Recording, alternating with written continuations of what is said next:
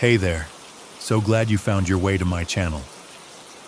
Can't sleep tonight? Don't worry, I'm here with you. Let's spend this time together with some quiet stories, real ones from real people all around the world. If you enjoy what you hear, feel free to leave a like, comment, and subscribe to join our little midnight community. Now, let's begin our journey together. In the historic city of Colchester, United Kingdom, the spring of 2014 arrived with gentle rains and blooming gardens. Among the city's nearly 150,000 residents lived a 33-year-old father of 5 named James Atfield, known to everyone simply as Jim. Those who knew him would describe him as a harmless, friendly soul who found joy in life's simple pleasures, particularly in expressing himself through karaoke whenever the opportunity presented itself. Jim's life journey had not been without significant challenges. 4 years earlier, he had been struck by a car, an accident that left him in a coma for 8 weeks. Upon awakening, he faced the reality of brain damage and severe mobility issues that fundamentally altered his existence. Despite these profound changes, Jim approached his rehabilitation with remarkable determination and positivity. He had made considerable progress, moving into semi-sheltered accommodation in Colchester and gradually reclaiming his independence. Perhaps most poignantly, Jim was preparing for an emotional reunion with his children. The brain injury had taken away his memories of them, creating years of painful separation. Working together with his ex-partner, Cheryl, Jim had arranged to see his children again in just a few days' time, a moment of anticipated joy after a long and difficult journey. On Friday, the 28th of March, 2014, Jim spent his evening at one of his familiar local establishments, the River Lodge Pub. He arrived shortly before 6 p.m. and remained there until approximately 1 a.m.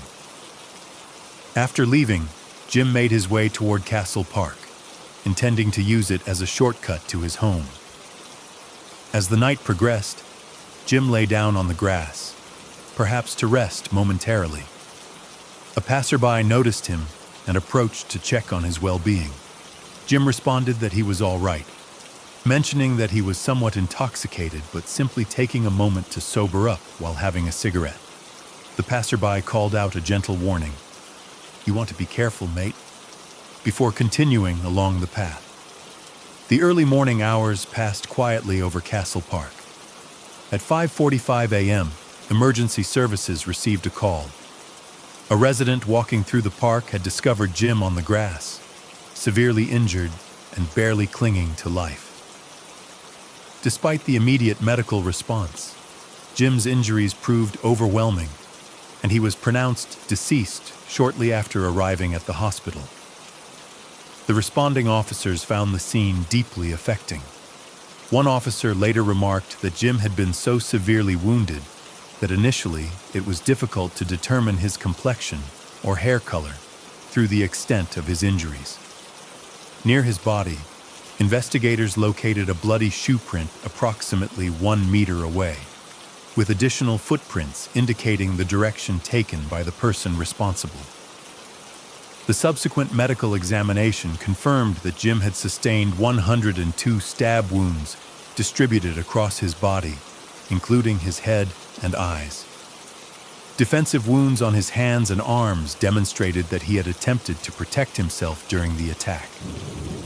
Based on the timeline established by the witness encounter around 1 a.m., and the discovery at 5:45 a.m., investigators determined that the incident had occurred during that interval, a span of several hours in the darkness of the early morning, in a park surrounded by trees and shrubbery. The investigation began with a review of surveillance footage from the River Lodge Pub, which showed Jim removing his jacket and sitting alone at the bar, exchanging brief conversation with the staff.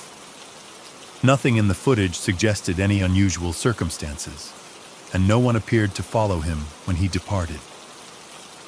This observation led investigators to consider the possibility of a random attack.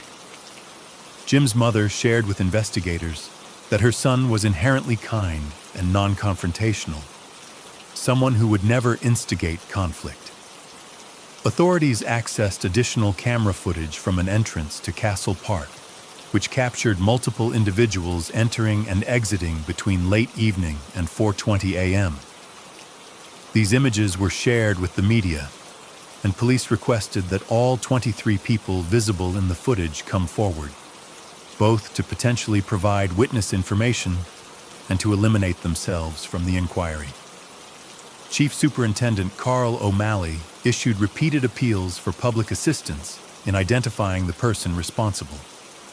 In his statements to the press, he emphasized, "I don't think that there is any clear motive for what has happened to James, and we would appeal to anybody who knows anything about this terrible murder to come forward and speak to the police. Castle Park area is used all hours of the day and night. I'm sure that someone would have seen someone there acting suspiciously in the park. If anyone has any information, then I urge them to contact the police."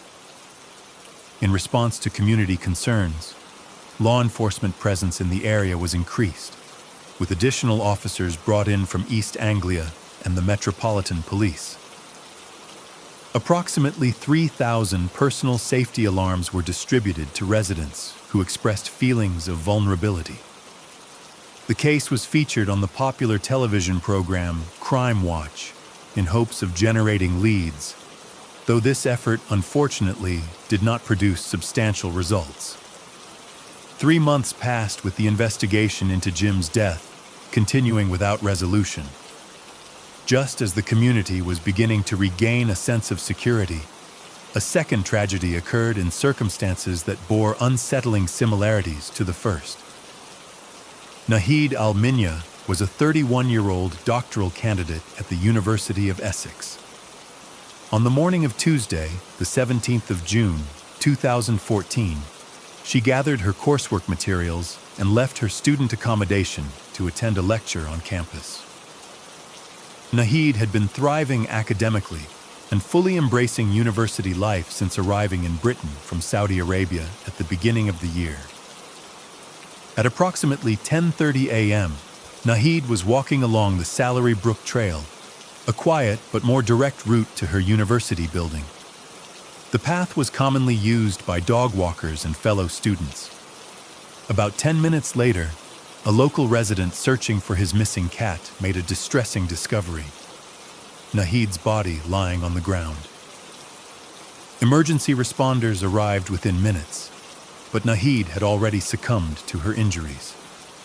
The investigation determined that she had been approached from behind and stabbed repeatedly in the back. Standing at approximately 5 feet tall, she had been quickly overcome by her assailant. Similar to the case of Jim Atfield, Nahid had sustained injuries to her eyes. The police issued a statement regarding the investigation. The current investigation is focused around the murder of Nahid Al-Minya. Nahid was a young lady from Saudi Arabia who was studying here in the UK, living in Woodrow Way here in Colchester, and studying at Essex University. We know that she left her home address as she went to the area of Hunswick Road into the shop and past the shops there, the parade of shops, around 10:20 on Tuesday morning. At 10:40 a.m., we received calls from members of the public to say that Nahid's body had been discovered very close to where we are now, here on the Salary Brook Trail. The statement continued with specific requests. I'd ask anybody who was in the area of Hunswick Road at 10:20 a.m. or thereabouts to come forward and speak to us.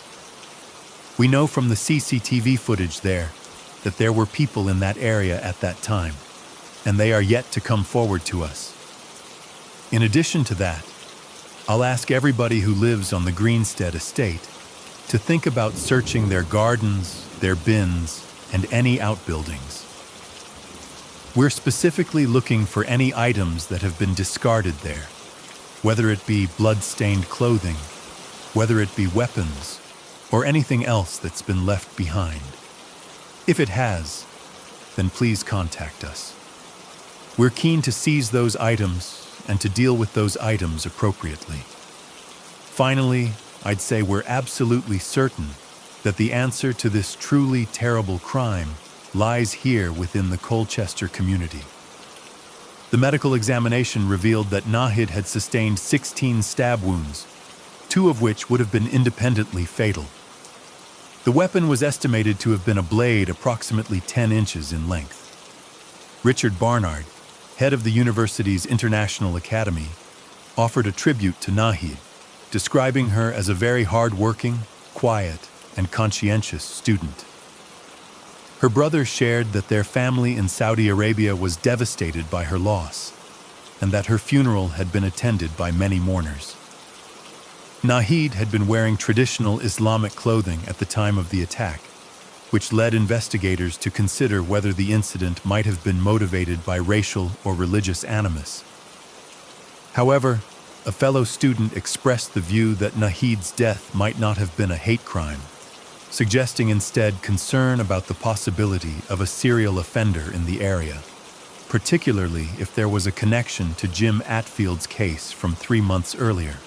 The student observed that it seemed more likely to be the work of a gang or a serial killer or a psychopath going around. Law enforcement officials acknowledged the notable similarities between the 2 cases. There are significant similarities between both offenses, they stated. Both were committed in open spaces that weren't widely used, and both victims died as a result of knife attacks. On that basis, it is an active line of inquiry for us to consider whether or not they're linked.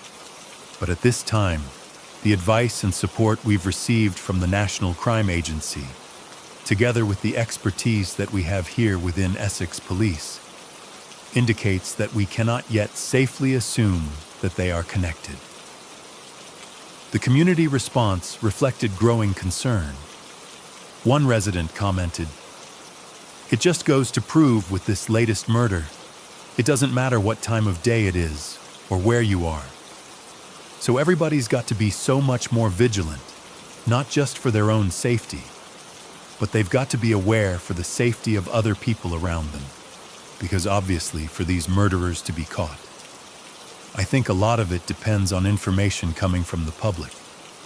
So just everybody has got to be so much more aware of everything, and not just look out for themselves, but look out for each other." When asked about confidence in the police investigation, particularly given that 3 months had passed since Jim's death, the resident expressed trust in the process. "Oh, totally, yes, totally. I mean, I know they're not leaving any stone unturned. Every bit of information they get, any bit of evidence or anything they find, it's thoroughly looked at. So yeah, I have every faith that the police will catch, the people responsible for Jim, for this lady, be it the same or not. It will, in time." Detective Chief Superintendent Warren of Essex Police acknowledged the unusual nature of such attacks, while maintaining an open investigative approach. "It is extremely unusual to see an attack of this type. We remain open-minded as to the profile of the offender or offenders, and we remain open-minded as to whether or not the 2 murder investigations would be linked." He indicated that the cases were being treated as separate but parallel investigations. Unlike in Jim's case, the investigation into Nahid's death benefited from witness accounts. Several individuals reported seeing a young man running from the vicinity around 10:56 a.m. Based on these observations, authorities released a composite image and description of a Caucasian male appearing to be between 18 and 25 years of age, of medium build with dark hair, wearing a red long-sleeved jacket with the hood raised and dark trousers. Following additional information received, police also released images of a distinctive yellow-tan colored jacket and the gray, yellow, and black bag that Nahid had been carrying that day. In a press conference, investigators provided further details. "Today, I'm able to reveal that we are seeking to identify a man who was seen within the area here in south of the Salary Brook Trail. and he was wearing what can only be described as a distinctive jacket. The man is described as being in his late teens to 30 years of age. He had thick dark hair, which is described as mop-like on top, perhaps 2 to 3 inches tall. He was clean-shaven, of average build, and of tanned appearance, not wearing any glasses. As I say, the jacket you can see here is similar to the jacket that he was wearing, and he was seen on the Salary Brook Trail, walking back towards the Greenstead estate from the direction of the university. The investigation expanded, with more than 100 police officers from multiple jurisdictions, including Bedfordshire, Cambridgeshire, Hertfordshire, Kent, Norfolk, and Suffolk, joining the effort. Profilers from the National Crime Agency were consulted, and Crime Stoppers offered a reward of up to £20,000 for information leading to a resolution. The residence Nahid had shared with her brother was thoroughly examined, neighbors were interviewed, and nearly 300 homes in the vicinity were visited. A 52-year-old man was initially detained in connection with Nahid's death, but was subsequently released. 2 weeks later, authorities interviewed a 15-year-old boy, one of 70 individuals with histories of knife-related offenses, who were questioned. The teenager, a student at Colchester Academy, had previously received a youth court supervision order for robbing a shop at knife point in January 2014 and had been convicted of criminal damage to a residence in 2013. During his interview, which his mother attended, he stated that he had been at home at the time of Nahid's death. Following this interview, he was not questioned further at that time. Almost a year passed with limited progress in the investigations.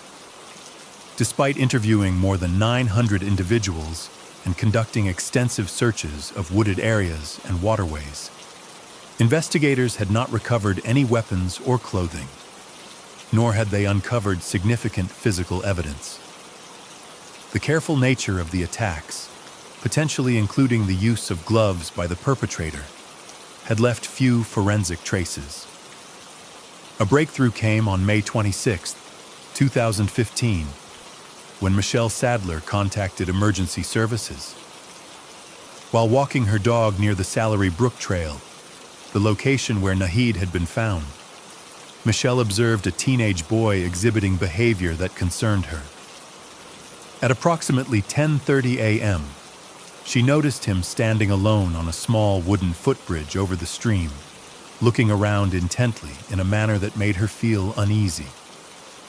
The teenager was wearing a yellowish-tan-colored jacket, thick, dark-rimmed glasses, and what appeared to be gardening gloves. Michelle turned and hurried away, later encountering another woman.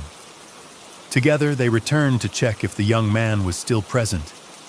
He had moved from the bridge and was now crouching under a tree, peering around suspiciously. Michelle placed a call to emergency services, expressing her concerns. "Hi, I wonder if you can help me.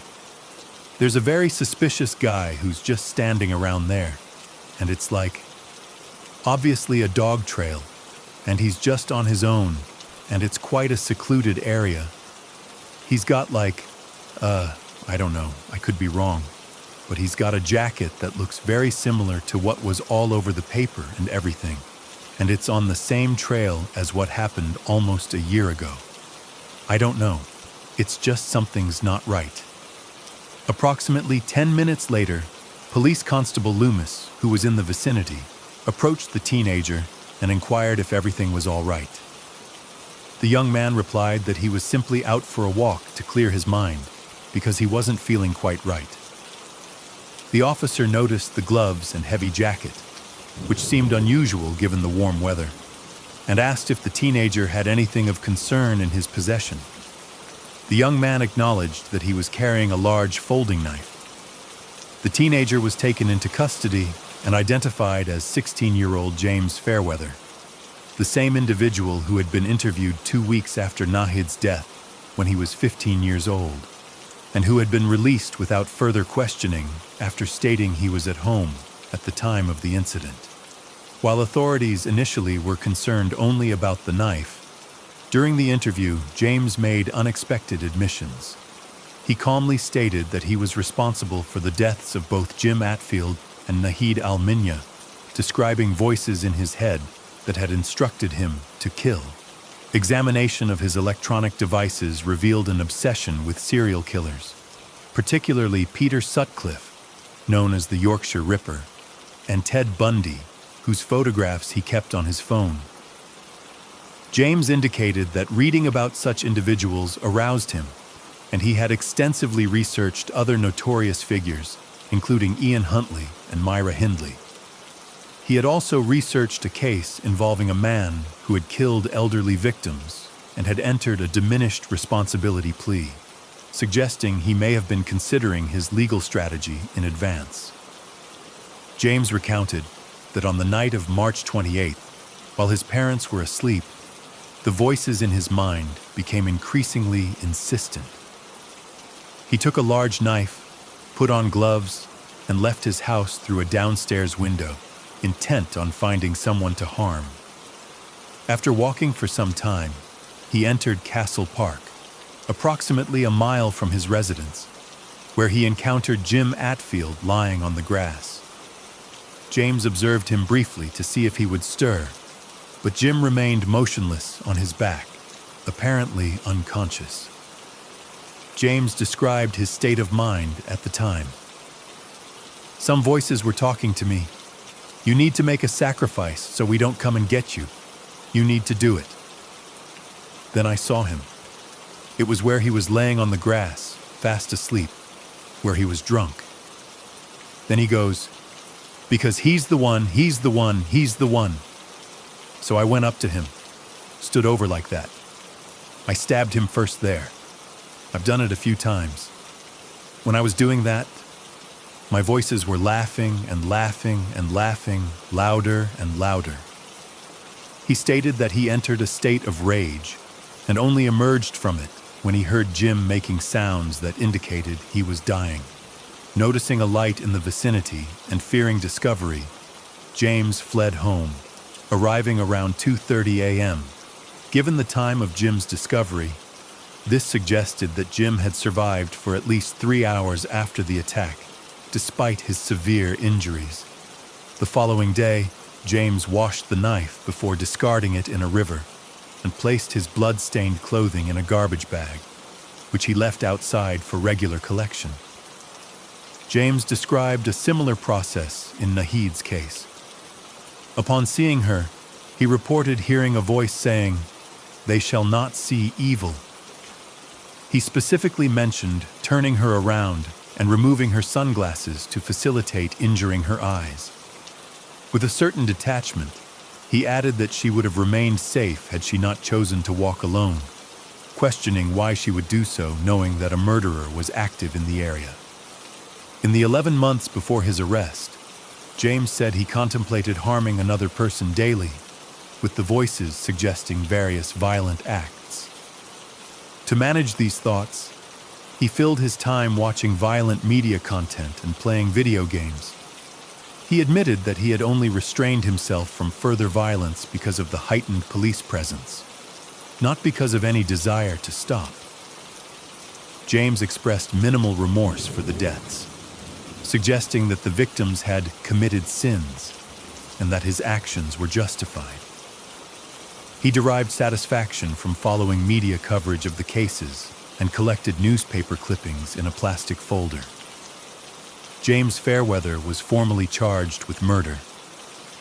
Due to his age, his identity was initially protected, and during the legal proceedings, he was placed in a secure hospital for evaluation. James and his defense argued that he had experienced psychosis, claiming that he had not been in control of his own body or mind during the incidents. However, when confronted with DNA evidence connecting him to the crimes, he acknowledged some degree of responsibility. James entered guilty pleas to 2 counts of manslaughter on the grounds of diminished responsibility, while continuing to deny the murder charges. The prosecution rejected this position, and a trial for murder was scheduled. The prosecution explained their decision. There was clear medical evidence in terms of it indicated that he knew that his actions were wrong and that he had control, sufficient control, to be able to prevent himself from committing such horrendous crimes. And it's on that basis that we rejected the offer to plead to manslaughter and determined that we would proceed to a trial for murder. Regarding the unusual nature of such crimes being committed by someone so young, they noted, "Incredibly rare, and I think the public as a whole will be shocked and surprised that somebody so young could carry out two such horrendous murders. But in terms of the body of evidence that's been presented to a court, a jury is satisfied beyond all reasonable doubt that he is guilty of the offense of murder of both Jim and Nahid." When questioned about whether opportunities had been missed to apprehend James earlier, given that he had been interviewed previously, the response was, he was one of nearly 300 people who were interviewed in relation to Jim and Nahid's murder, but at no point was he ever eliminated from the investigation. "I'm absolutely confident that all of the evidence that was available was considered, and it was only in terms of in May of last year that there was sufficient evidence in terms of to be able, with confidence, to say that he was responsible for both murders." Following multiple evaluations, James's defense team indicated that 4 psychiatrists had diagnosed him with autism spectrum disorder. His lawyer characterized James as a 15-year-old boy caught up in what I want to describe as the perfect storm of autism, increasing isolation and paranoia, leading to the psychosis which led him to kill. The judge, however, firmly rejected this approach, stating that it would not constitute a complete defense and noting that many people of all ages have autism. It would be an unfair and unjustified slur on them to suggest that autism predisposes someone to commit acts of serious violence. The judge further observed that the murders were sadistic and horrific in ways that were difficult to comprehend. James described experiencing bullying at school related to his physical appearance and struggling academically due to dyslexia. He also mentioned never having fully processed the loss of his grandmother. Sources from his school indicated that his behavior had become increasingly aggressive as he matured, describing instances where he had physically assaulted other students. The prosecution engaged their own experts to assess James.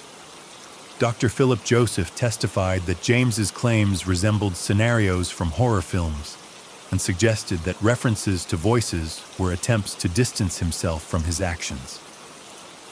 Dr. Joseph found no evidence of psychosis and described James's reported auditory and visual hallucinations as extremely unconvincing, noting inconsistencies in how James characterized the voices. Dr. Joseph also referenced James's police interview, in which he had calmly and coherently described the events without hesitation, demonstrating both clear memory and premeditation in both cases, rather than acting on uncontrollable impulses. Another psychiatric professional testified that James had expressed some of the most concerning and violent thoughts they had encountered throughout their career. In April 2016, the now 17-year-old James was unanimously found guilty, and due to his age at the time of the offenses, he faced an automatic minimum sentence of 12 years. Following the verdict, his identity was publicly disclosed. In determining the sentence, the judge addressed mitigating factors. I turn to the mitigating factors. There are potentially 2. The first is that you suffered from a mental disorder or mental disability, which, although not affording you a defense of diminished responsibility, lowered your degree of culpability. Your autism was not diagnosed until you had been transferred to the Medium Secure Hospital, where you have continued to remain a patient. I accept that your autism would have contributed to your obsessive behavior, which, to an extent, may have helped feed your obsession with serial killers. In my judgment, The combination of autism and the emerging psychopathic personality disorder from which you were suffering cannot be said to have reduced your culpability to any significant degree, although I take it into account. The judge continued. The second mitigating factor is your age. You are aged 15 years and 7 months at the time of the first murder, and 15 years and 10 months at the time of the second. Your age is, of course, to an extent taken into account already in the starting point of 12 years. However, it can fairly be said that your age is in the lower end of the range between 14 and 18 years, 14 being the generally accepted age of criminal responsibility. It is too early to say how your emerging psychopathic personality disorder will develop. You have the support of a loving and caring family. Your mother was present throughout the trial. Both she and your father are here in court today. For your family, too, this case is a tragedy. James Fairweather received 2 life sentences with a minimum term of 27 years. If eventually released, he would remain on license for the remainder of his life, subject to conditions and potential recall to prison for any violations. James showed no visible reaction to the sentence, but his mother wept as he was led away. He briefly turned, shrugged, and mouthed, "Don't give a shit." Jim's mother issued a statement following the proceedings. "We are grateful for today's verdicts and hope now justice has been served. We can begin to move on." On March 29, 2014, our lives were changed forever when my kind and brave son, Jim, was brutally killed. He had been through so much already, having fought for us to overcome the effects of brain damage suffered when he was struck by a car. He didn't deserve to die. At the time, we had no idea the killer was so young, a fact that makes my son's death feel all the more unnecessary. James Fairweather is a monster in our eyes, and we will never be able to forgive him. I would like to thank all the police I've had contact with, all their hard work and sensitivity. Also, I would like to thank the media who have supported us during the investigation, keeping Jim's case in the public eye and helping the police with the appeals for information. Journalists have shown us great sensitivity. James attempted to appeal his sentence on the basis of his age, but this was rejected as the court determined that the judge had already considered all relevant factors. Michelle Sadler, whose call led to James's arrest, later reflected on the experience. "People have told me I saved lives, but the truth is, I think I saved my own life. I think he was waiting for me to be his third victim. Obviously, I got close enough, so when he looked at me, I looked back at him. Felt really sort of scared, panicked. I turned around, went back on where I was, and that's when I obviously decided I needed to call the police. But I wasn't 100% certain, because I thought, if he hasn't done anything, do I or don't I? If I'd gone in 5 minutes later, which is what I already knew, where he was in that bush, I know he'd have got me from behind, and I know that. And yeah, that's the most prolific part. Reading that in the statements, what's come out in court, I'm just very lucky to be here.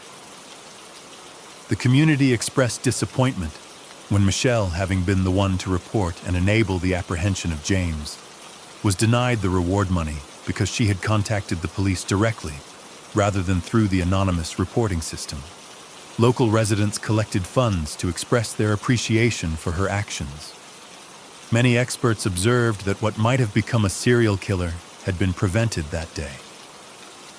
James himself told police that had he not been caught, he would have killed at least 15 more people. The investigating team noted that the cases of Jim and Nahid would remain perpetually in their memories. Jim had dedicated 4 years to rebuilding his life and exemplified perseverance in the face of significant challenges. Nahid had embraced her university experience, formed meaningful friendships, and anticipated her upcoming graduation with enthusiasm. Though their lives were ended in tragic circumstances, their families hope that they will be remembered for their motivation, resilience, and kindness. In Milwaukee, Wisconsin, during the autumn of 2013, 27-year-old Kelly Dwyer had established a comfortable life for herself. She had been living in the city for approximately 5 years, finding a sense of belonging in its vibrant atmosphere. Kelly maintained a busy schedule, balancing her time between 3 different occupations: working as an educator at Lululemon, teaching yoga at a local studio, and serving as a part-time nanny several days each week. Despite her hectic schedule, Kelly always made time for her social connections. She enjoyed the local nightlife and frequently visited various restaurants and bars with her friends.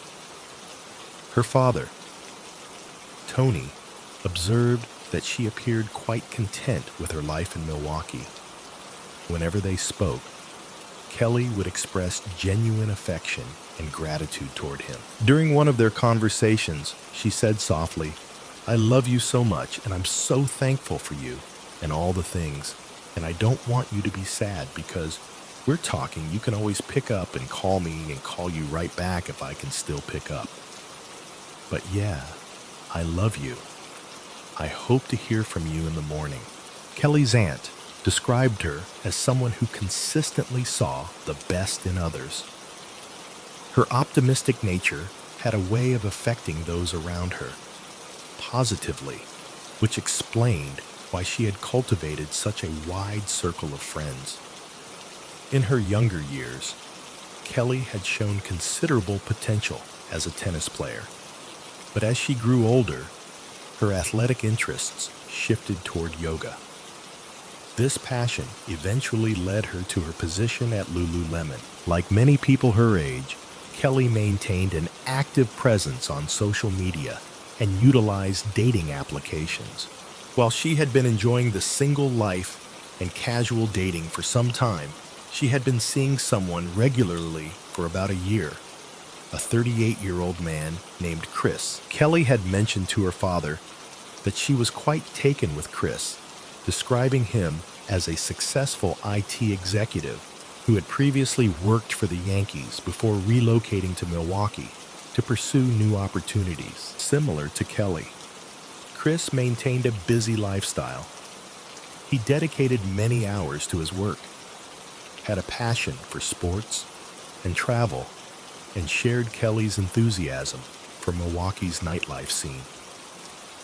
On October 10, 2013, Chris and Kelly decided to spend an evening visiting some local establishments, occasionally joining various friends throughout the night. 2 days later, on October 12, 2013, an unusual silence fell over Kelly's typically active social media accounts. For someone who normally posted multiple updates throughout the day, this absence of activity was noticeably out of character. When friends attempted to contact her by phone, they were directed straight to voicemail with no response from Kelly. Later that same day, Karen Kelly's supervisor at Lululemon was expecting her to arrive for her scheduled shift. When Kelly failed to appear, Karen attempted to reach Chris, but he didn't answer her call. She left him a message, and after some time, he returned her call with a voicemail. He mentioned that he also hadn't heard from Kelly in a couple of days, which he found unusual. He wondered if perhaps Kelly was upset with him about something possibly due to a disagreement during their night out. As concern grew, it became apparent that not only was there no activity on Kelly's social media accounts, but there had also been no transactions on her bank cards or usage of her phone. This prompted the initiation of an investigation, and Kelly Dwyer was officially classified as a missing person. According to Chris's account, Kelly had met him at his 18th floor apartment in Lafayette Tower shortly before 8 p.m. on October 10th. They had attempted to purchase cocaine, but were unsuccessful. They then proceeded to a nearby establishment called Allium for drinks. Throughout the evening, they connected with various friends who came and went. The atmosphere was convivial, with drinks flowing freely and everyone enjoying themselves. During this time, Kelly mentioned to one friend that she had the following day, October 11th, off from work. She expressed her intention to exercise, do some laundry, and generally take it easy. Shortly after 2:30 a.m., Chris and Kelly departed and returned to Chris's apartment. Surveillance footage captured them entering his building, engaged in what appeared to be a lively, animated conversation. Chris later stated that they had consumed drugs and engaged in intimate relations before falling asleep in his living room. According to Chris, Kelly left his apartment at 9 a.m., a time he remembered specifically because he heard the door close and looked at the clock. He mentioned that he hadn't heard from her since that morning. Chris explained that he had been preoccupied for the remainder of the day moving some sports equipment to his mother's residence. Karen, Kelly's supervisor at Lululemon, informed the authorities that in the months preceding Kelly's disappearance, there had been noticeable changes in her behavior. She had lost a considerable amount of weight, and her typically excellent work performance had begun to decline. On one occasion, Karen had sent Kelly home due to her appearing disoriented and unfocused, a condition Kelly attributed to taking allergy medication on an empty stomach. However, both the police and Kelly's friends did not believe these factors provided any explanation for her sudden disappearance. Kelly's parents, friends, and colleagues dedicated their time to distributing missing person flyers throughout the area. Karen continued her communications with Chris in an effort to gather more information. While she initially found him helpful over the phone, her perception changed when they met in person at the shop a few days later. Some of Kelly's co-workers had assembled to distribute missing person flyers, and Karen described experiencing a strong physical reaction when interacting with Chris. He extended his arm to her shoulder and said, "I'm sorry for what you're going through." While this was a considerate gesture, Karen had expected to be the one offering sympathy to him, considering his close relationship with Kelly over the past year. Contrary to her expectations, Chris did not appear particularly troubled by the situation or in need of comfort. Attention soon turned to Chris's apartment. Tony. Kelly's father mentioned that Kelly had been quite enamored with Chris, although he had always harbored some reservations about him. From what Tony had heard, Kelly and Chris had been involved for approximately a year, but Chris was often difficult to reach, seeming to conceal aspects of his life. As the investigation progressed, it was revealed that Chris had been maintaining a 3.5-year relationship with a woman named Megan, unbeknownst to Kelly.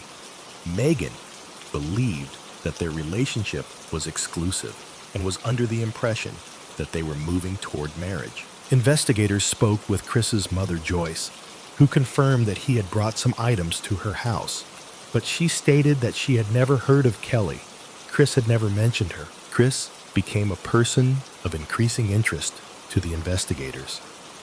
By all accounts, he was the last person known to have seen Kelly.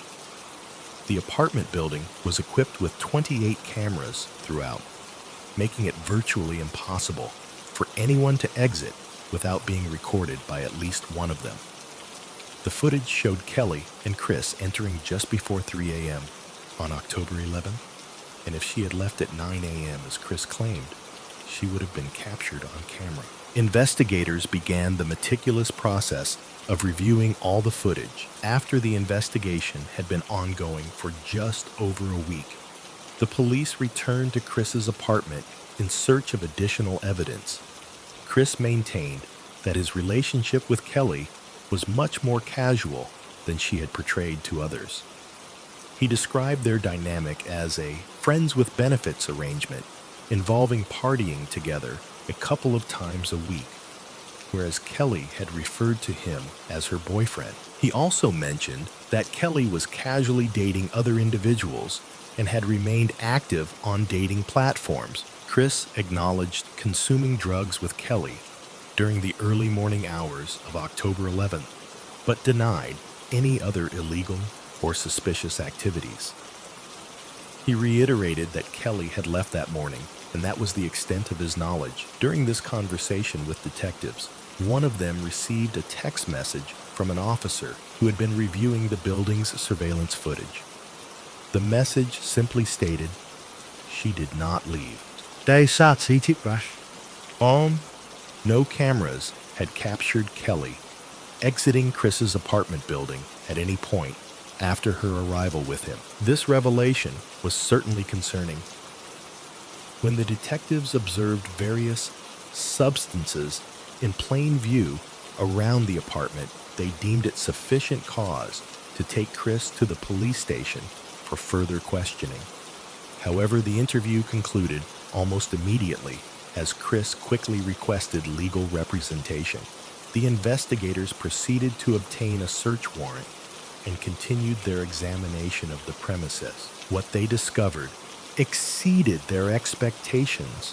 Besides substantial quantities of controlled substances and related paraphernalia, they found material depicting child abuse on various storage devices and discs containing videos of children as young as 2 years of age.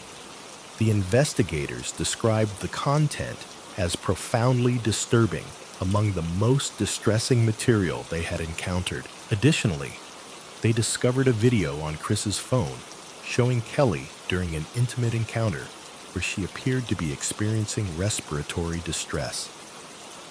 In the recording, she was restrained and blindfolded. This video had been taken approximately 3 weeks before October 11th, and the detectives were unable to determine with certainty whether she was fully conscious or aware that she was being recorded. Further examination revealed additional photographs of Kelly in an unconscious state. On another storage device, they found violent pornographic content specifically related to asphyxiation. The investigators also noticed that the shower curtain in Chris's bathroom appeared to have been removed from its hooks and was now missing. The bathroom air was permeated with a strong bleach odor. A search of his vehicle yielded Kelly's DNA on a black leather glove found inside. The investigators suspected Chris's involvement in her disappearance, but needed more time to build their case thoroughly. For the time being, they had gathered sufficient evidence to arrest him on other charges. Chris was subsequently arrested and charged with possession of controlled substances, including cocaine, hydrocodone, and oxycodone, as well as possession of material depicting child abuse. He was also identified as a person of interest in Kelly's disappearance. Following these charges, he entered a plea of not guilty. A month after Kelly's disappearance, her parents appealed to the media, offering a reward for any information about their daughter Kelly's mother. Maureen expressed her deepening anguish. "It honestly gets harder every day to be hopeful the longer it goes. Yes, it's very hard to remain hopeful. It sounds like Shay, but there are no words to say how horrible it is. I can't believe that I've survived a month without my daughter." Upon learning of Chris's arrest and his designation as a person of interest, Megan, his long-term girlfriend, decided to come forward with information. She reported that she had seen Chris in the days following Kelly's disappearance and had observed notably unusual behavior. On October 11th, the same day Kelly and Chris had returned to his apartment, Megan was scheduled to have dinner with him at 7:30 p.m., but he arrived more than an hour late. His only explanation was that he was experiencing phone issues and hadn't received her calls. During their meal, he appeared agitated, nervous, and restless, constantly fidgeting with his phone and remaining largely silent. An examination of Chris's phone activity during this period revealed that he had removed his SIM card for a total of approximately 17 hours, representing a significant period of being unreachable. After their unusual dinner, Megan mentioned that Chris stayed overnight and perspired profusely, necessitating a change of bed sheets. She initially wondered if he might be ill, but this seemed inconsistent with his subsequent actions. Just a few hours later, at 7:30 a.m., on the same day that Kelly was officially reported missing, Chris embarked on a 160-mile round trip. He told Megan he wanted to purchase some cheese as a gift for her family, a gesture she found perplexing. He returned to her that evening, continued to display odd behavior, and again sweated heavily during the night. The following day, Chris and Megan went out for brunch together. She explained that they had been experiencing difficulties in their relationship, and she was uncertain about its future. Chris had been dealing with intimacy issues, and they had essentially ceased physical relations. Megan had family in Denver and had expressed interest in relocating there, but Chris had consistently declined.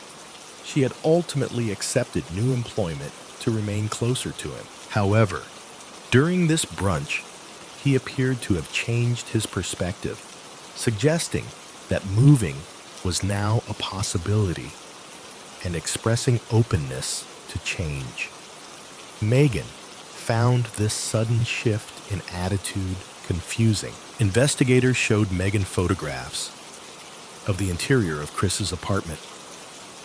Being familiar with the space from her numerous visits, she confirmed that several items were missing: the shower curtain towels and bathroom rug. She also noted the absence of a large travel golf bag, which she remembered as being consistently present and positioned in such a way that it was an obstruction she had to navigate around each time she needed to access the bathroom. This bag was noticeably absent from the photographs. The investigation took a significant turn when a cadaver dog was brought to the apartment. The animal exhibited a strong reaction to several locations: Chris's bed, the bathroom and area near the trash chute in the corridor, a spot near Chris's parking space, and the interior of the rear of his vehicle. This development seemed to confirm the worst fears of everyone involved in the case: that Kelly was deceased and had likely been placed in the golf bag and transported from the building in Chris's car. However, her whereabouts remained unknown. After 6 weeks without locating Kelly, her father, Tony, began to confront his deepest concerns. When asked if he believed his daughter was still alive, he responded solemnly, "I don't think she's alive. I don't think she's alive. It's getting harder every day." He expressed frustration with the pace of the investigation, stating, "I think the Milwaukee Police Department has some wonderful people working there, and I think their hearts are in the right place. But for some particular reason, this case has not gotten a priority that it should." While Chris had not been arrested specifically for Kelly's disappearance, he was facing charges related to maintaining a location for drug use and multiple counts of possessing material depicting child abuse. The prosecution requested a significant bail amount of $250,000, referring to him as a probable homicide suspect. Tony added, "Everything points to the fact that he did do something. In my heart of hearts, I believe he did something." Given the cadaver dog's reaction near the trash chute, Investigators had to consider the possibility that Kelly or her belongings might have been placed there at some point during the night in question. This led to an extensive search of a landfill that continued for several days. The authorities increased Chris's bail amount, concerned that he might attempt to flee. However, he still managed to post bail and was released while awaiting trial. During his brief incarceration, it was alleged that he confessed to another inmate, Dontrell, that he had caused Kelly's death during what he described as a rough sexual encounter. Dontrell claimed that Chris had attempted to enlist his assistance in arranging a potential attack on a former girlfriend, and it was during this conversation that he admitted to killing Kelly.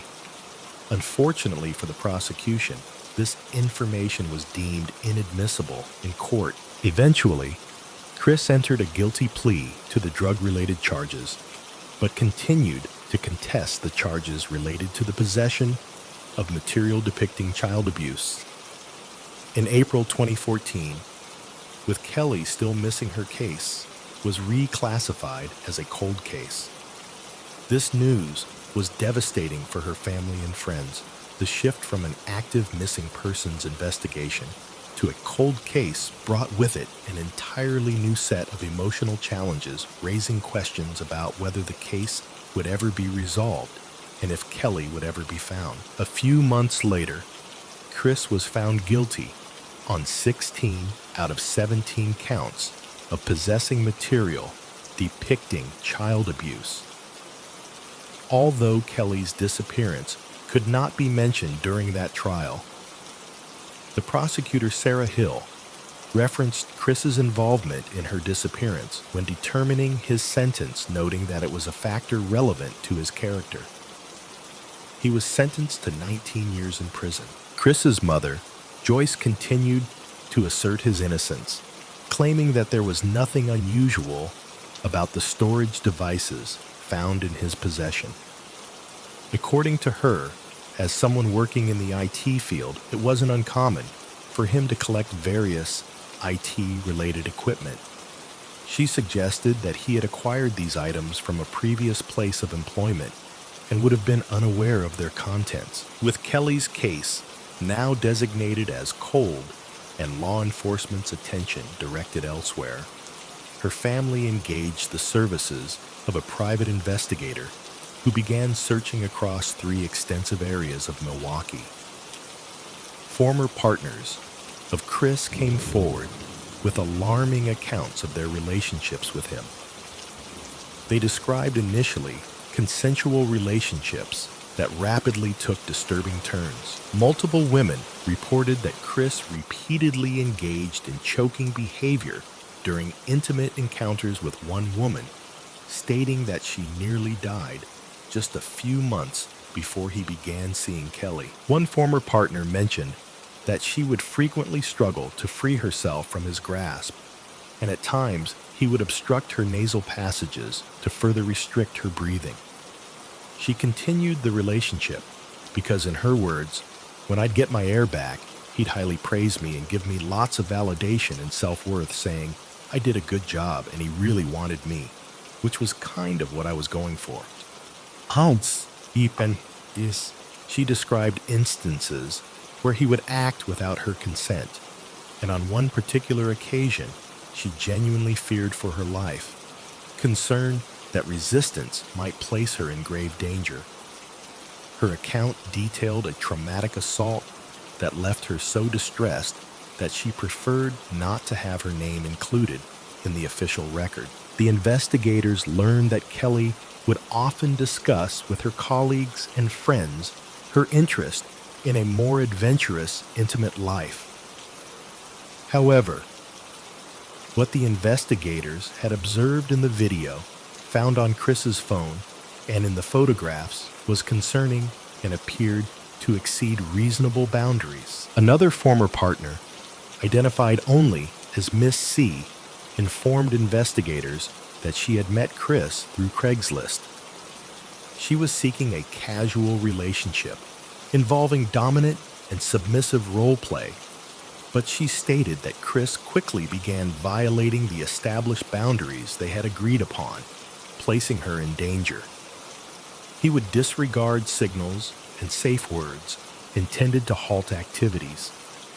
According to her, it seemed as though he derived satisfaction from seeing her in near-death situations. She recounted a night when Chris physically restrained and assaulted her while her children were sleeping in an adjacent room, marking the last time she saw him. Before the search efforts could fully commence, a resident reported discovering what appeared to be a human skull, entangled in an overgrown section of embankment on a secluded rural road.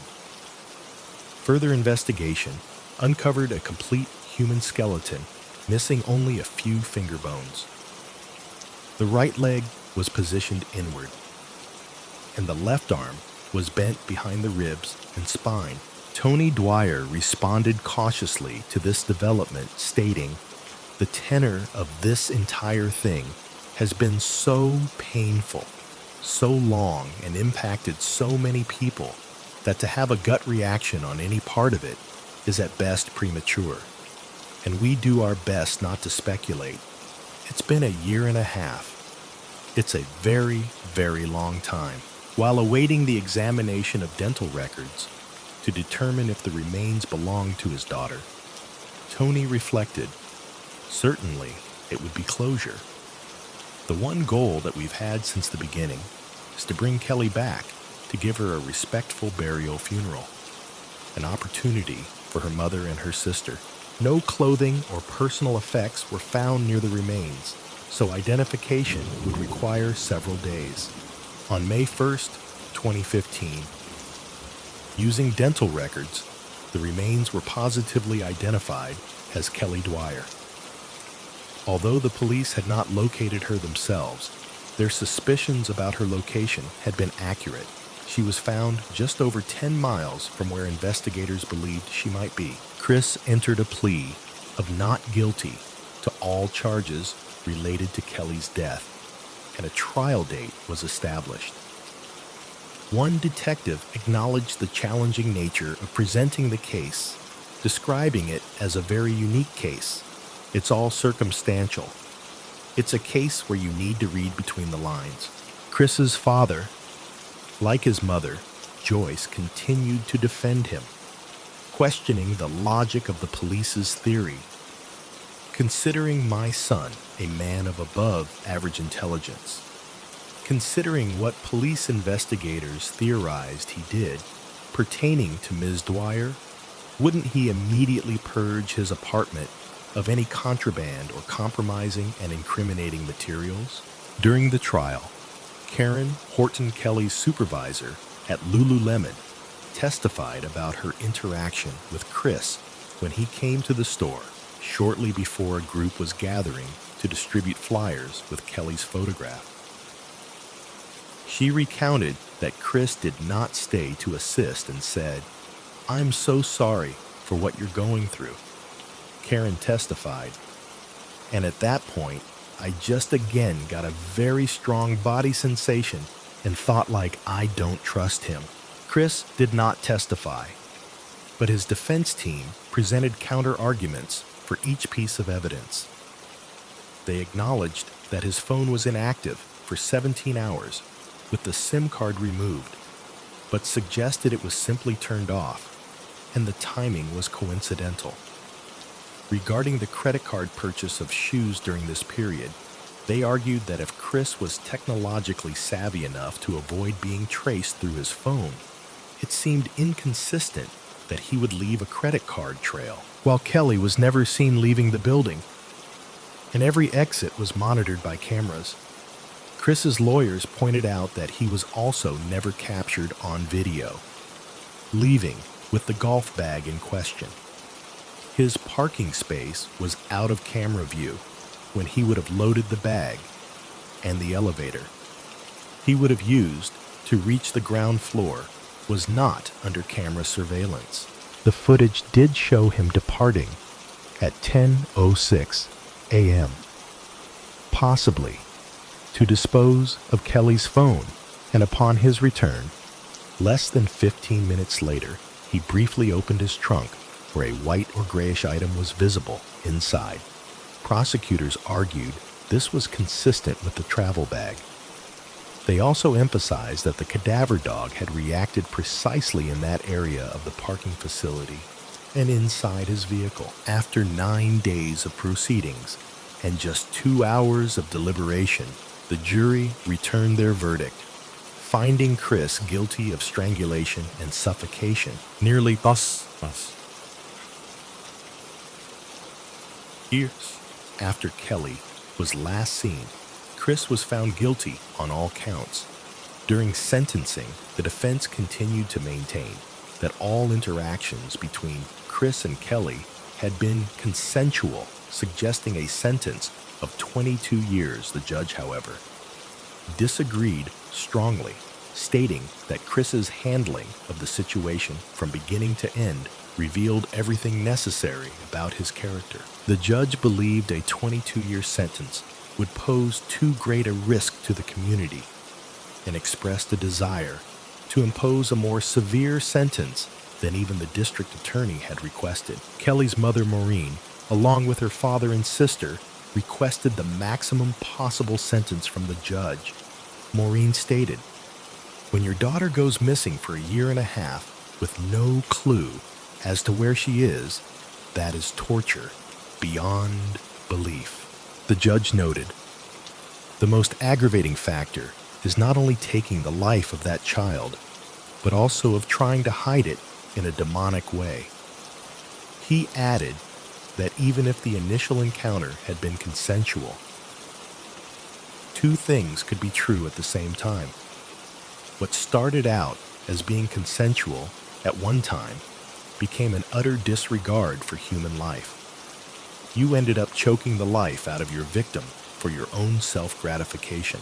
The judge emphasized that regardless of whether Kelly or Chris's previous partners shared his sexual preferences, that fact did not justify the manner in which they had been treated. He stressed that safety, mutual respect, and understanding of boundaries and consent should always be paramount in relationships. Principles that Chris clearly disregarded, as evidenced by the testimonies of his former partners. The court also had to consider the duration of time it would have taken for Kelly to lose her life. Chris had opportunities to stop or seek assistance if he had been concerned at any point.